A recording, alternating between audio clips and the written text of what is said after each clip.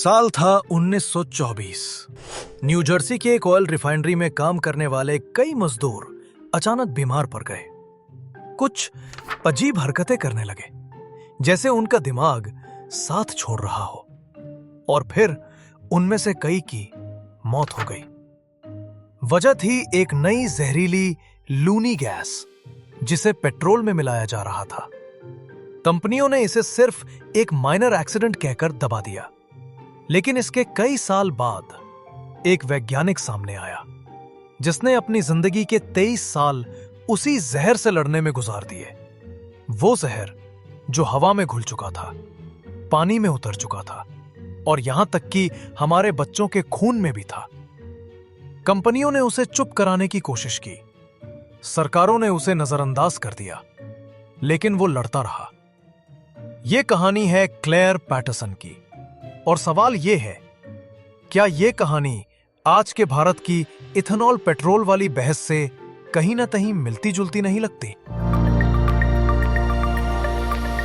साल था 1948। युवा वैज्ञानिक क्लेयर पैटरसन एक मासूम सा सवाल लेकर अपनी लैब में बैठे थे। धरती की असली उम्र कितनी है? वैज्ञानिक मानते थे कि इसका जवाब अंतरिक्ष से घिरे पत्थरों में छिपा है, जिन्हें मीटियोराइट्स कहते हैं। पैटरसन ने उनका अध्ययन शुरू किया। उन्हें उनमें मौजूद लेड की, यानी कि सीसे की मात्रा मापनी थी, क्योंकि यूरेनियम टूटकर धीरे धीरे लेड बनाता है, और उसी से पृथ्वी के उम्र का अंदाजा लगाया जा सकता था।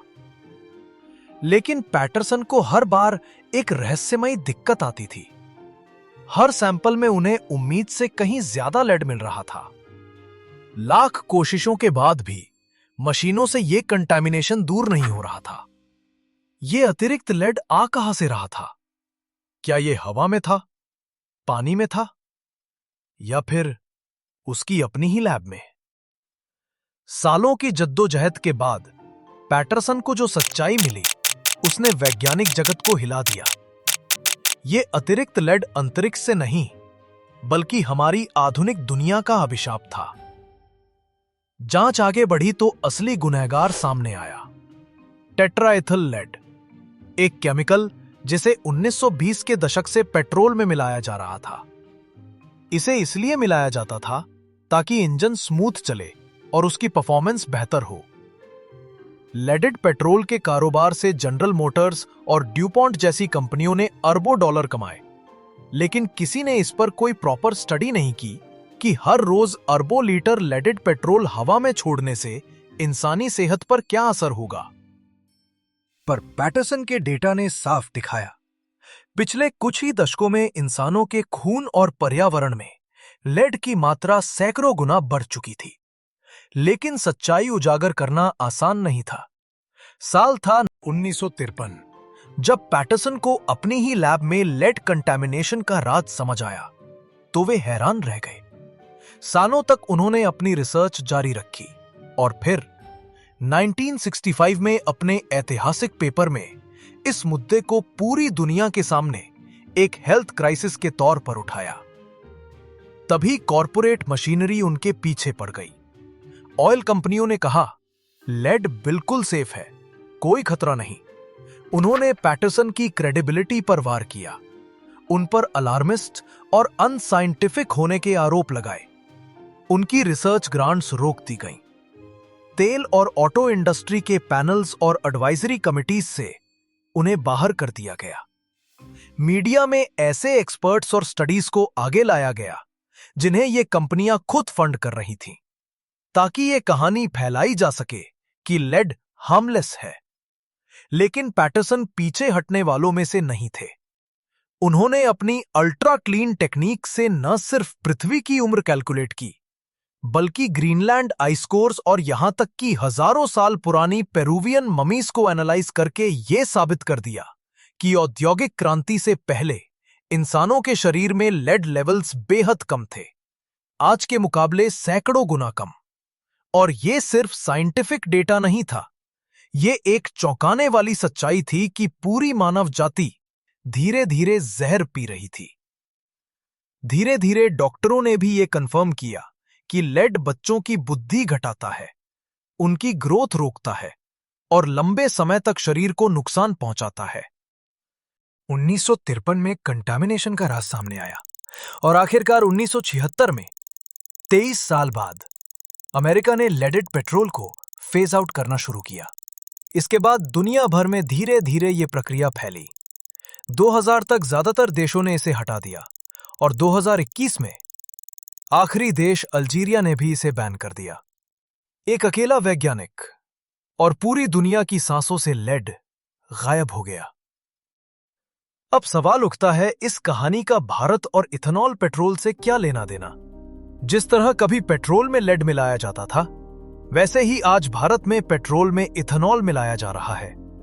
फर्क यह है कि इथेनॉल एक प्राकृतिक अल्कोहल है जो गन्ने या अनाज से बनता है। सरकार का लक्ष्य है कि 2025 तक पेट्रोल में 20% इथेनॉल ब्लेंड किया जाए। E20 के पक्ष और विपक्ष दोनों ही तरफ मजबूत दलीलें हैं। इसके पक्ष में कहा जाता है कि इथेनॉल जलने पर प्रदूषण कम करता है, साथ ही ये कच्चे तेल का आयात घटाता है जिससे हमारा फॉरेन एक्सचेंज रिजर्व्स बचता है। इसके अलावा ये गन्ना, मक्का और चावल जैसी फसलों के लिए एक स्टेबल मार्केट भी देता है। वहीं इसके विपक्ष में भी कई सवाल है। जनता शिकायत करती है कि गाड़ियों की माइलेज 10 से 20% तक घट रही है, जिससे खर्च बढ़ रहा है। कई पुरानी गाड़ियां E20 कंप्लायंट नहीं हैं, जिससे उनके पार्ट्स खराब हो रहे हैं और वारंटी और इंश्योरेंस पर भी कंफ्यूजन है। कई तकनीकी मुद्दे भी हैं। इथेनॉल की ऊर्जा पेट्रोल से लगभग 30% कम होती है। बिना E20 कंप्लायंट गाड़ियों में पानी जमा होने, जंग लगने और फ्यूल सिस्टम खराब होने का खतरा है। कंपनियां 2023 से ही E20 कंप्लायंट गाड़ियां बना रही हैं, लेकिन अभी बाजार में बहुत कम है। तो क्या ये जल्दबाजी है? ब्राजील में 50 साल धीरे धीरे ट्रांजिशन हुआ और लोगों को विकल्प मिला। भारत में सिर्फ 3 साल में E10 से E20 कर दिया गया और जनता को कोई विकल्प नहीं मिला। यही वजह है कि कुछ लोग इसमें पॉलिटिकल विवाद और कॉन्फ्लिक्ट ऑफ इंटरेस्ट देखते हैं और जनता नाराज है कि फायदा नेताओं और कंपनियों को, नुकसान आम जनता को। मामला सिंपल अच्छा या बुरा नहीं है, यह है पर्यावरण, अर्थव्यवस्था और ऊर्जा सुरक्षा के बीच का एक संतुलन। क्लेयर पैटरसन की कहानी हमें 3 जरूरी बातें सिखाती है। पहला सबक, दूरदर्शिता रखो। जिस तरह लेड ने इंजन को बेहतर बनाया, वैसे ही इथेनॉल आज प्रदूषण घटाने का वादा करता है। लेकिन लेड की कहानी हमें सिखाती है कि किसी भी शॉर्ट टर्म फायदे की एक हिडन लॉन्ग टर्म कीमत हो सकती है।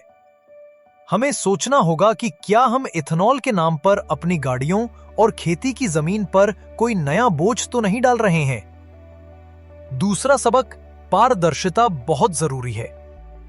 जैसे कंपनियों ने लेड के खतरे छुपाए थे, वैसे ही आज इथेनॉल ब्लेंडिंग के फायदों और नुकसानों पर भी खुले तौर पर चर्चा होनी चाहिए। और तीसरा और सबसे अहम सबक, संतुलन सबसे जरूरी है। इनोवेशन जरूरी है, लेकिन वो सस्टेनेबल तरीके से हो। यह कहानी हमें याद दिलाती है कि एक तकनीक का फायदा उठाने से पहले उसके सामाजिक और पर्यावरणीय प्रभावों को भी समझना जरूरी है। तो दोस्तों, आप क्या सोचते हैं? क्या इथेनॉल पेट्रोल भारत के लिए एक स्वच्छ ऊर्जा समाधान है या फिर इसमें कोई नया चैलेंज छुपा है? अपनी राय कमेंट्स में जरूर लिखें।